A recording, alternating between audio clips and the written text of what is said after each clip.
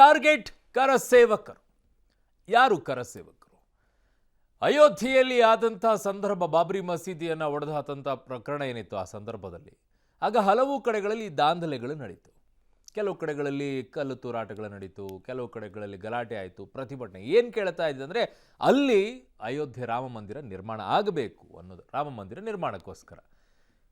ಆ ಸಂದರ್ಭದಲ್ಲಿ ರಥಯಾತ್ರೆಯನ್ನ ಮಾಡಿದ್ದು ಬಿಜೆಪಿ. ಅದು ಇವತ್ತು ಅವರಿಗೆ ಬೂಸ್ಟ್ ಅನ್ನ ಕೊಟ್ಟಿದೆ. ಬಟ್ ಆಗ ಇದ್ದಂಥ ಕೇಸ್ಗಳು ಈಗ ರೀಓಪನ್ ಆಗ್ತಾ ಇದೆ ಅಂದರೆ ಏನಕ್ಕೆ? ಆಗಬಾರ್ದು ಅಂತಲ್ಲ, ಕಾನೂನಲ್ಲಿ ಅವಕಾಶ ಇದೆ. ರಾಮ ಭಕ್ತರು ಅರೆಸ್ಟ್ ಇದು ಉದ್ದೇಶಪೂರ್ವಕ ಕೃತ್ಯನ, ಇದು ಕಾಕತಾಳೀಯ ಅಂತ ಸರ್ಕಾರದ ಸಮರ್ಥನೆ. ಸರ್ಕಾರದ ನಡೆಗೆ ಈಗ ಹಿಂದೂ ಸಂಘಟನೆಗಳು ಕೆರಳಿವೆ. ಮುಸ್ಲಿಂ ಓಲೈಕೆಗೆ ಹೀಗೆ ಮಾಡಿದ್ರಾ? ಕೇಸರಿ ಪಡೆ ಆರೋಪ ಮಾಡ್ತಾ ಇದೆ. ಹೇ ರಾಮ್, ಯಾವುದು ಸತ್ಯ ಯಾವುದು ಮಿಥ್ಯ ಅಂತ ನಾವು ಕೇಳುವಂಥ ಪರಿಸ್ಥಿತಿಗೆ ಬಂದಿದೆ. ಇವ್ರು ಹೇಳ್ತಾ ಇರುವಂಥದ್ದು ಸರ್ಕಾರ ಒಂದು ಕಡೆಗೆ ಹೇಳ್ತಾ ಇದೆ, ಇನ್ನೊಂದು ಕಡೆಗೆ ವಿರೋಧ ಪಕ್ಷ ಹೇಳ್ತಾ ಇರುವಂಥದ್ದು ಇನ್ನೊಂದು ಕಡೆಗೆ ಹೇಳ್ತಾ ಇದೆ. ಈಗ ರಾಮನನ್ನು ನಾವು ಕೇಳಬೇಕಾಗಿದೆ, ಯಾವುದು ಸತ್ಯ ಯಾವುದು ಮಿಥ್ಯ ಅಂತ ಹೇಳಿ. ಸುಳ್ಳು ಹೇಳ್ತಾ ಇರುವಂಥವ್ರು ಯಾರು, ಸತ್ಯ ಹೇಳ್ತಾ ಇರುವಂಥವ್ರು ಯಾರು? ಬಟ್ ಕಾನೂನಾತ್ಮಕ ಹೋಗೋದಾದರೆ ಕೇಸ್ಗಳನ್ನು ರಿಓಪನ್ ಮಾಡಬಾರ್ದು ಅಂತ ಏನೂ ಇಲ್ಲ, ಯಾವಾಗಾದರೂ ಓಪನ್ ಮಾಡ್ಬೋದು ಯಾವ ಕೇಸ್ ಆದರೂ. ಬಟ್ ಸೆಲೆಕ್ಟಿವ್ ಯಾಕೆ ಅನ್ನುವಂಥ ಒಂದು ಪ್ರಶ್ನೆ ಬರುತ್ತೆ. ಇದು ಕರಸೇವಕರದ್ದೇ ಕೇಸ್ಗಳನ್ನು ಓಪನ್ ಮಾಡೋದಾದರೆ, ಹುಬ್ಬಳ್ಳಿಯಲ್ಲೇ ಆಗುವಂಥದ್ದಾದರೆ ಅನೇಕ ಕೇಸ್ಗಳಿದ್ದಾವೆ. ಈದ್ಗಾ ಮೈದಾನದ್ದು ಕೇಸ್ ತೆಗಿಬೇಕು, ಪೊಲೀಸರ ಮೇಲೆ ಹಲ್ಲೆ ಮಾಡಿರುವಂಥ ಕೇಸ್ಗಳು ತೆಗಿಬೇಕು, ಪೊಲೀಸ್ ಸ್ಟೇಷನಿಗೆ ನುಗ್ಗಿರೋ ಕೇಸ್ಗಳನ್ನು ತೆಗಿಬೇಕು, ಪೊಲೀಸ್ ವ್ಯಾನಿಗೆ ಬೆಂಕಿ ಇಟ್ಟಿದ್ದು ತೆಗಿಬೇಕು.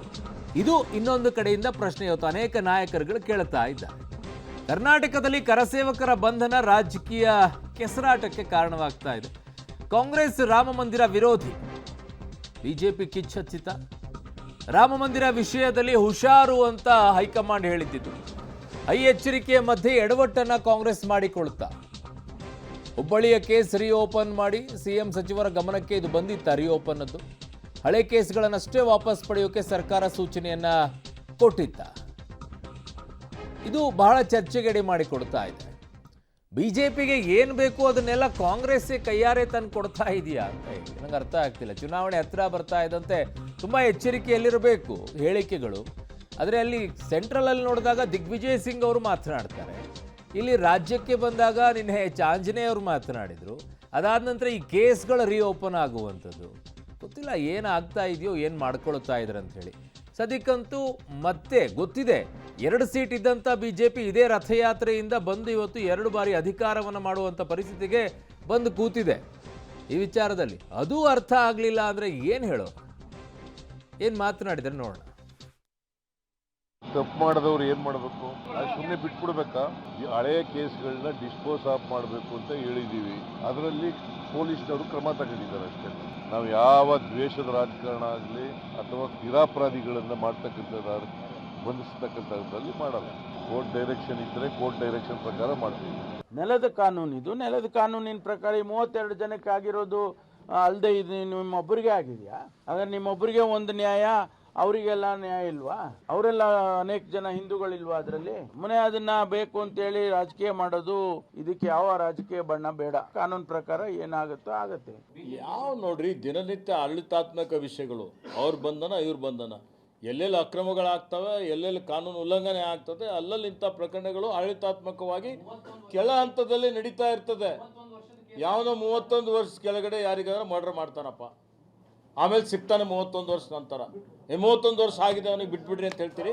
ನಮ್ಮಲ್ಲಿ ಗೌರ್ಮೆಂಟ್ ಫಾರಮ್ ಆದಮೇಲೆ ಹಳೆಯ ಕೇಸಸ್ಗಳು ಅನಾವಶ್ಯಕವಾಗಿದ್ದವನ್ನ, ಪ್ರಪೋಸಲ್ ಪೆಂಡಿಂಗ್ ಇರೋವನ್ನ ಕ್ಲಿಯರ್ ಮಾಡ್ತಾ ಇದ್ದೀವಿ ವಿನ ಯಾವುದೇ ಒಬ್ಬರ ಮೇಲೆ ಒಂದು ಕೇಸನ್ನು ಹಾಕಿ ಅಂತ ಇಲ್ಲಿವರೆಗೆ ನಮ್ಮ ಗೌರ್ಮೆಂಟು ಅಥವಾ ನಮ್ಮ ಇಲಾಖೆ.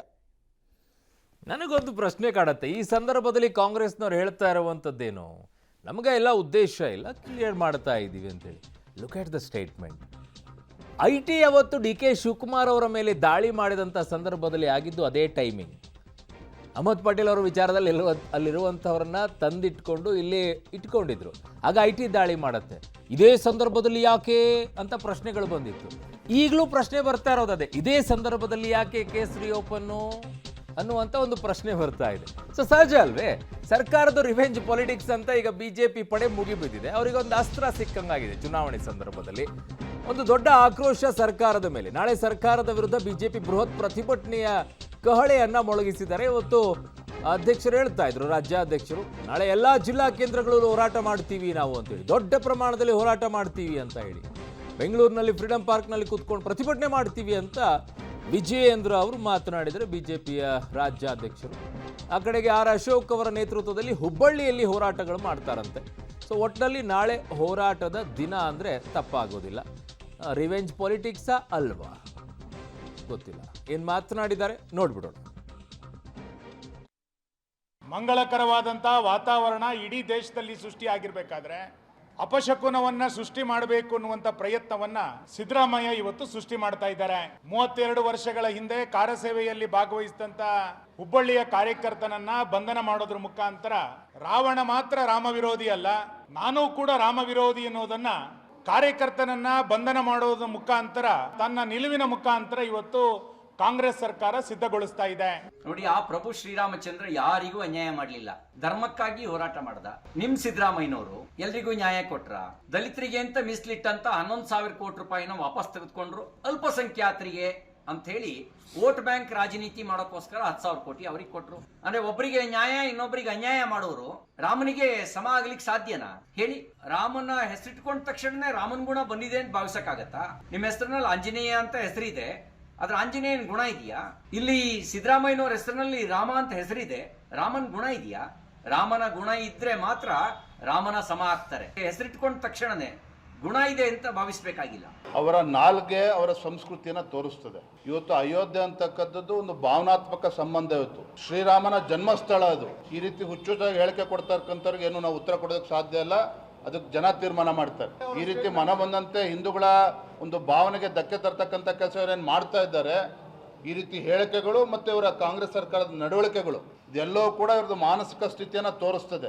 ಅಯೋಧ್ಯೆಯಲ್ಲಿ ರಾಮ ಮಂದಿರ ಪ್ರತಿಷ್ಠಾಪನೆ ಬಗ್ಗೆ ಸಿದ್ದರಾಮಯ್ಯನವರು ಹಿಂದೆ ಏನು ಹೇಳಿಕೆ ಕೊಟ್ಟಿದ್ರು ಅದನ್ನು ಕೂಡ ನಾವು ನೋಡಿದ್ದೇವೆ. ಅಂದರೆ ಹಿಂದೂಗಳ ಭಾವನೆಗೆ ಧಕ್ಕೆ ತರ್ತಕ್ಕಂಥದ್ರಲ್ಲಿ ನಿಸ್ಸೀಮ್ರಿ ಅವರು ಕಾಂಗ್ರೆಸ್ ಪಕ್ಷದವರು.